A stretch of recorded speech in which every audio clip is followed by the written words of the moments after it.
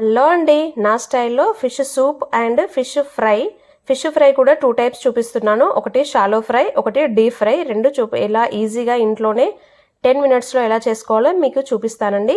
First fish ఫ్రైకైనా సూప్కైనా fish అనేది ఫ్రెష్గా ఉంటే బాగుంటుందండి. ఫిష్ అనేది నీచు వాసన రాకుండా ఉండాలంటే మంచిగా కడుక్కోవాలి. ఉప్పును కొద్దిగా నిమ్మరసం యాడ్ చేసుకొని మంచిగా కలుపుకోవాలి. నేను ఫిష్ ఫ్రై కోసం కొన్ని పీసెస్ సపరేట్గా కొట్టించుకున్నాను, కర్రీ కోసం సపరేట్గా పెట్టించుకున్నాను. రెండింటిని కూడా ఉప్పు నిమ్మరసం వేసి బాగా కలిపి పక్కన పెట్టుకోవాలి. తర్వాత మసాలా కోసం ధనియాలు, జీలకర్ర, మెంతులు ఫ్రెష్గా ప్రిపేర్ చేసుకుంటే ఫ్లేవర్ బాగుంటుందండి. కొద్దిగా వేయించుకొని పౌడర్ చేసి పక్కన పెట్టుకోవాలి. ఫిష్ ఫ్రై కోసం చేసిన వాటిని కడిగి పక్కన పెట్టుకొని దానికి ఉప్పు, కారం, గరం మసాలా ఇందాక మనం పట్టి పెట్టుకున్నాం కదా, అది వేసుకొని పసుపు వేసుకొని కొద్దిగా ఆయిల్ కూడా వేసుకొని బాగా కలిపి పక్కన పెట్టుకోవాలి. తర్వాత కర్రీ కోసం ఆయిల్లో కొద్దిగా వెల్లుల్లి, ఉల్లిపాయ కూడా వేయించుకొని పేస్ట్ చేసి పక్కన పెట్టుకోవాలి.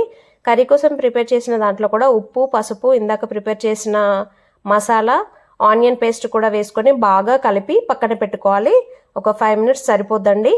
తర్వాత ఆయిల్ తీసుకొని ఉల్లిగడ్డ, పచ్చిమిర్చి, కొద్దిగా కరివేపాకు కూడా వేసుకొని బాగా వేయించుకోవాలి. తర్వాత ఇందాక మనం పక్కకు పెట్టుకున్న ఫిష్ పీసెస్ అన్నిటిని ఈ కర్రీలో వేసుకొని జస్ట్ ఇలా అడ్జస్ట్ చేసుకోవాలంతే, గరిటెతో కలపకూడదు.